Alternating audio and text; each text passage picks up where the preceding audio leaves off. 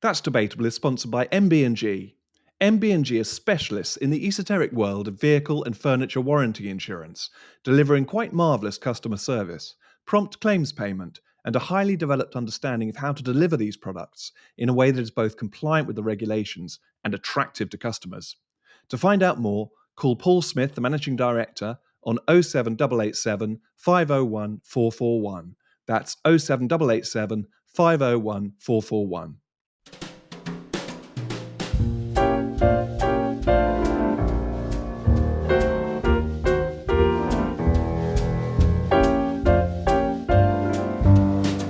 Welcome to a special episode of That's Debatable, the FSU podcast. I'm Toby Young, the founder and general secretary of the Free Speech Union, and today I'm interviewing Fiyaz Mughal, who is the founder of Tell Mama and Faith Matters and still advises both bodies. So, Fiyaz, you had a piece in the Sunday Telegraph this week setting out your reservations about the government's efforts to define Islamophobia. Can you tell me what those reservations are? Well, first of all, the reservations are that the existing laws that we have are sufficient and robust enough. I know because I worked on thousands of cases within Tell Mama, which was monitoring anti-Muslim hatred and people reporting in cases. So the prosecutions were effective, they were happening, police and the CPS were learning from the law and effectively implementing it in a number of regions and areas. And so the law works. That's the first thing to say. The second thing to say is it's really important that we don't then cloud the process with a definition that government by its own self, its own rights, is saying doesn't have any statutory duty. Well, why waste public resources from a department over the last 4, 5, will be 6 months to put into a definition that won't have any use? The third thing is such a definition will also be used by bad faith actors. I know from my work on extremism as well, that Islamist groups will use that in a defence for Islam and religion. And frankly, that's where it crosses over the threshold into free speech and the right for individuals to dislike and voice their dislike for religions. And I think last but not least, this is a political hack by Labour, given the loss of their seats, to try to gain support in Muslim communities when actually the laws and the structures and the CPS and the judicial system works in bringing prosecutions for people who break the law. The working group's title, the working group that's been set up by Angela Rayner to look at a definition with a view to it being taken up by the government and being given the kind of imprimatur of state approval and then rolled out across public bodies, across Whitehall. It says the working group has to look at defining Islamophobia / anti-Muslim hatred. And why do you think those two things are being run together and treated as though they're interchangeable, or do you regard them as interchangeable? They're not interchangeable at all. And this is, again, a sleight of hand and smoke and mirrors here. And it's an attempt to basically appease a section within Muslim communities and only a handful of less than 100 activists out of 3.8 million Muslims, less than 100 activists, which are active with Labour, who say we need to have the word Islamophobia. Now, first of all, the word Islamophobia has also been promoted by Islamist groups for decades. They promote it as a shield, as a defence for Islam. The fact of the matter is, anti-Muslim hatred is a term I have significantly and subsequently used in my work because Islamophobia gives the very wrong impression. It also creates a chilling effect where people go, I can't question Islam. It does that. It has a deeply chilling effect on our society. So Islamist groups have promoted this term, so we should actually dump it, do the opposite. And actually, this is, again, a form of appeasement to say, actually, let's not ruffle feathers, particularly of the 100 or less activists out of 3.8 million Muslims that Labour are playing to. So Islamophobia is a deeply troubling word. It needs to be dumped. Anti-Muslim hatred, of which the laws are applicable, needs to be used. And there's no laws applicable to, quote, Islamophobia. Even recently, with the individual who had burnt the Quran, the charge placed against him by the CPS said something around Islam. This is ridiculous. It's totally ludicrous. And the public actually are getting fed up of this kind of use of the word Islamophobia and also defense of religious terms like Islam, right? Yes, no, the original charge the CPS brought against Hamid Koskum, who the Free Speech Union and the National Secular Society defended, was that he had caused, by burning a copy of the Quran outside the Turkish consulate, he had caused harassment, alarm or distress to the religious institution of Islam. Ridiculous. Which suggests that Islamophobia, in the eyes of the CPS, is already a criminal offence. I mean, absolutely ridiculous. There is no such offence on the statute books. So I met with Dominic Grieve, who gave a parliamentary briefing last week. Dominic Grieve, former Conservative Attorney General, is chairing the working group tasked with defining Islamophobia / anti-Muslim hatred. I met with him along with a group of peers in a committee room in the House of Lords, and he made various arguments in defence of the project he's overseeing. One argument made by him and some other Muslims at the meeting, including Baroness Warsi and Nashar, was that, well, the International Holocaust Remembrance Alliance have come up with a definition of anti-Semitism, which the last government took up. It was non-statutory, but nonetheless, the last government encouraged universities to embed it in their speech codes, and it enjoys the imprimatur of the blessings of the state. It's an officially recognised definition of anti-Semitism. So their argument was, why should there be an officially recognised state-approved definition of anti-Semitism, but not an officially recognised state-approved definition of Islamophobia / anti-Muslim hatred? Isn't that unfair? Well, first of all, I take umbrage to the fact that just because one community has it, we must have it. Okay, that builds a whole catalogue of a domino effect. So, frankly, I don't take that position at all. The second thing is the IHRA definition was created by voluntary organisations within Europe, by organisations within grassroots Jewish organisations in Europe. It was not created by government. There's a clear difference here. IHRA was created by civil society, not by government. The third thing is, IHRA is not a panacea for Jewish communities. There's a lot of debate and dissent even in parts of communities. However, the majority of Jewish communities have said the IHRA is a positive step forward. But even then, the debate on the IHRA and its implementation has fallen away. It's fallen away over the last 6 to 8 months. We don't hear much about it. So even within Jewish communities, there's a recognition that actually this has not been something that has really kind of driven forward the debate or driven forward issues around tackling anti-Semitism. That's a fact. So to point to the IHRA and say, well, that's been pushed, why can't this be pushed? Well, there's been problems around pushing the IHRA. We know that. But also, that has fallen by the wayside, and even within Jewish communities, that is seen as not the all-encompassing solution. So this view that because Jewish communities have it, we need it, is frankly ludicrous. And actually, the context of the two communities are distinctly different. This view that because British Jews have it, we as British Muslims have to have it, is ludicrous. Jewish communities, 350,000.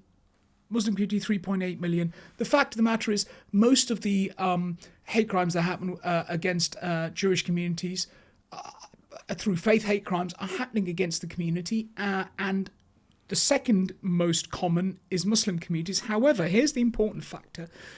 We do not have an issue of Islamism in Jewish communities. We have in Muslim communities. We don't have a sense of defending Islamophobia and the terms by Islamist communities in Jewish communities. We don't have that element.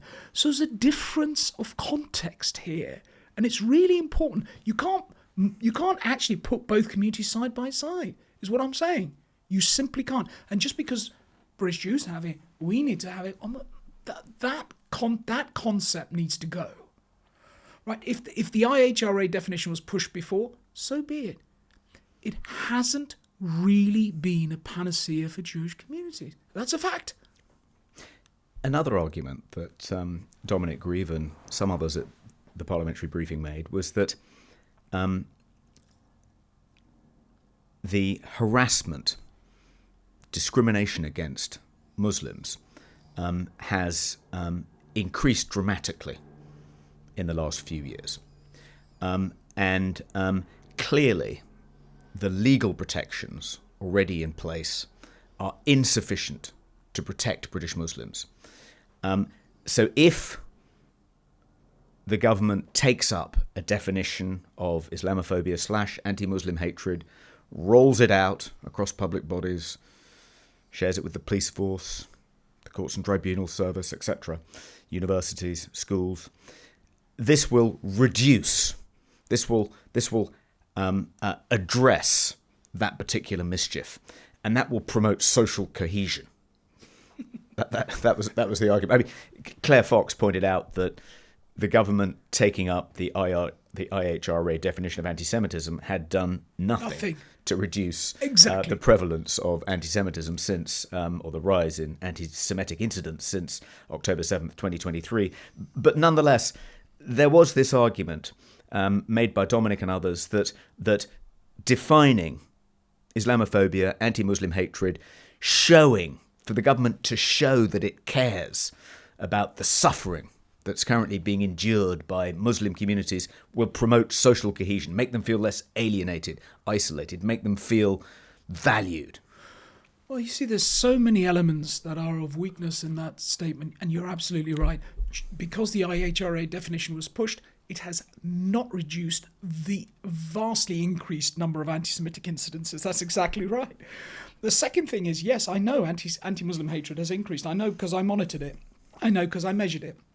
And let's be also clear. There are parts of Muslim communities that don't want to talk about this, but it needs to be discussed. A lot of the cases of anti-Muslim hatred that increased, that where British Muslims were attacked, happened because of Islamist terrorism. Okay? So there's a part of the community that is being impacted because a small number are committing terrorist offences. Nobody wants to talk about that. We need to talk about that. Second thing, and that's not to blame Muslim communities, not at all, but this is a fact. Okay? And that was measurable. The second thing is, yes, government needs to listen to British Muslim communities as it needs to listen to all communities. But the fact is, if they want to give the impression that they are listening, then they are clearly not listening to the wider public. There is a deep and significantly growing sentiment in British society that sees things like two-tier policing, that sees things like minority communities getting better rights, rightly or wrongly. I'm not going to debate that, rightly or wrongly. But there's wide sections of British society that don't feel they are getting the equal rights that other communities are getting. So whilst the government says it'll help social cohesion, it'll absolutely fracture relations between British Muslim communities by default of implementing this definition versus other non-Muslim white wider majority communities. And I cannot underscore the feeling out there. I hear it, I listen to it, I recognize it in my discussions that I'm having. So it'll fracture social cohesion over time. Last but not least, I don't get this. This doesn't make sense. The fact that you have a non-statutory, non-legal definition that will be a panacea is nonsense. It is utter nonsense. All it will do is create more smoke and mirrors in courts when it is used in defence or prosecution arguments. And judges will say the following: it's not statutory, I'm not bound by this definition, I'm not going to take it into account. That's a fact. So the judicial system will ask for guidance, and in the end, judges will make their own decision. The CPS has very clear guidance on what anti-Muslim hatred is. This view that more guidance is needed, again, is a total piece of guff. It is promoted by people who want to push this agenda. The guidance of the CPS is absolutely clear. I've read it, and I've read it many times in my professional career. It provides clarity to prosecutors. It provides clarity to both defense and prosecutors, but also it provides clarity in the system. And so none of the arguments you have just provided to me by Dominic Grieve make sense. They are political arguments to gain kudos within British Muslim communities. So some of the points you've just made were made by some peers at the parliamentary briefing. Sort of two sets of points. The first, that no, it's not going to promote social cohesion. It's going to exacerbate community tensions, particularly in cities like Leicester, where you already have quite a lot of tension between Hindu and Muslim communities. But in addition, the argument was made, well, as soon as you grant Muslims this special non-statutory protection, other minorities, other religious groups are going to demand it for themselves. What about defining Sikhophobia or Christophobia? To which Dominic seemed to reply at one point, well, why not? We can start by coming up with a working definition of Islamophobia, anti-Muslim hatred, and if that proves to be practical and have some useful applications, then we could look at coming up with similar definitions for other forms of discrimination and harassment of other religious minorities. What's wrong with that? Well, let me start off by saying this is Dominic Grieve, who basically provided the foreword to the APPG definition on British Muslims, which basically provided a backdoor of a blasphemy law. So he doesn't know what the hell he's talking about. Okay, he put his name to that document, which was awful. So let me start off with that. He hasn't got a great track record. The second thing, what a load of nonsense. If we go down that line, and by the way, anti-Sikh hate is a thing, okay? And there is a lot of anger in Sikh communities about why anti-Sikh hate is not taken so seriously. Let me also address that. I know it, I hear it, and I've worked with that. The fact of the matter is, if we go down this line of creating definitions for different groups, you are creating more and more fractures in our society, and Dominic Greaves really doesn't know what the hell he's talking about when he talks about social cohesion. I've worked in this area for 20 years. The fact of the matter is, you create more and more definitions, you create more and more legal confusion. You create more cost in the system. You create more acrimony. You create more litigation, and you create more deeply chilling effects on free speech. The more confusion you create, the less the British public will feel willing to talk about issues. And this is one of a tactic used by Islamist groups. I've seen it. I know it. I understand what they're up to, and it's a planned strategy. This is not off the cuff. So bad actors will use definitions when and if to stop the ability for people to voice what they want to voice about religion in general. So we are heading, Dominic Greaves is like a bull in a china shop. And I really, if he's watching, if he ever gets to watch this, I ask him to stop and consider. He's of a legal background. Consider carefully the ramifications of your argument that if we produce this, we can produce other things. We are all heading down a line where the ability for people to honestly have a debate on even things will be stopped. British public, people are scared. What if I say something and somebody reports me to my employer? This is a fact. So we are losing our ability to be able to say things we want to say within a reasoned society of debate, but actually to have the chance to say, actually, this is a cornerstone of our society. If we want to debate on say things, we can. So I hear what you're saying, and I agree with you. What seems to underpin the government's efforts, whether statutory or non-statutory, to fetter what people can say about different communities, different religions, about subjects like mass immigration, the small boats, it all seems to be predicated on this very pessimistic view of where we've got to in our multicultural, multi-faith, multi-ethnic society. The view seems to be that if the different communities are able to speak freely and openly about how they feel about each other and about contemporary Britain, the pressure cooker will explode. That these are essentially dystopian, fractured, atomized communities that at any moment could explode into civil disorder. So the government's job is to keep a lid on it all by making sure people don't speak their minds, don't speak freely, because that way chaos lies. It's a rather gloomy view of people, of multiculturalism, of where we've got to, of contemporary British society. I mean, do you think that the attitude of the government, people like Dominic Grieve, betrays a collapse of faith in multiculturalism? Absolutely so. It also betrays the very basic notion that we're all grown-up adults. It also betrays the history of our country. How many times has our country gone through difficult periods where we've had difficult discussions and gone through it? It's as if there's going to be this cataclysmic end. Something bad is going to end our society. It doesn't. It doesn't. We all get on and things carry on. But it actually treats us as if we're children. And that is the bottom line here, that actually we have to be contained to be able to get on in life is a ludicrous childlike mentality. And this is classic Labour. It's classic Labour. Let's not forget this was done in 2005 under the Race and Religious Amendment Act.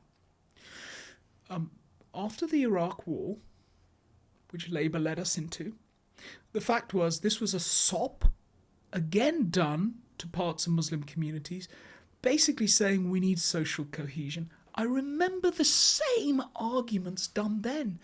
And the piece of legislation that Labour produced was so bad it had to be watered down and watered down and watered down, and the bar and threshold raised after multiple objections. So Labour have a track record in this area of doing this repeatedly and treating the public like children. But that's the core assumption by saying we as government need to contain. We're regarded as children. It's as if the country, something so bad will happen, the country won't continue. It does. That's our history. We've been through so many things in our society. We get through it. And actually, we meld together. We get through it. And it also betrays the fact of, let me say, multiculturalism as I see it. I'm a Ugandan-born Asian. I was inculcated with British tradition. I grew up with that. I take the best of that. I accept the best of that. And I also accept as part of that the tradition for others to say things that I don't like. And I will defend that right. And that's a core British tradition I learnt 40, 50 years ago. What has happened to that?